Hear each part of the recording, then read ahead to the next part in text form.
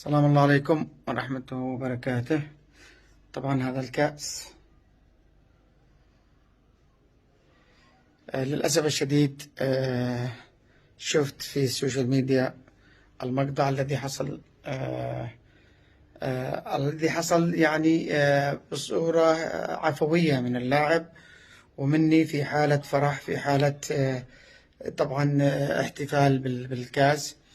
فاللي يعني أولها واللي حرف الموضوع وقال للأسف الشديد نحن نتناول الأشياء السلبية بشكل خاطئ جدا، لا أعرف لماذا.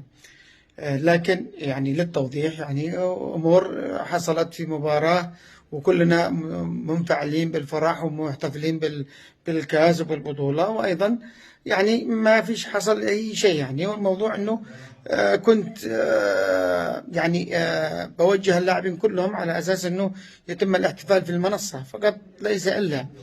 أما ما دار وما حصل أنه اللاعب تجرأ أو لا، الأمور هذه إحنا لن نسمح بها، ولاعبين كلهم مؤدبين ومحترمين ويقدروا الكبير، وأيضا ما فيش أي شيء. يعني فرجاء يعني لما نتناول الموضوع نتناوله يعني بنية صافية، بنية حسنة. يعني لا تخلوناش كلنا دائما نتجه نحو ما هو سيء للأسف الشديد، لأن الإنسان السيء لا يبحث إلا على الشيء السيء. وتحياتي لكم وألف ألف مبروك بالبطولة وبهذا المنتخب إن شاء الله الذي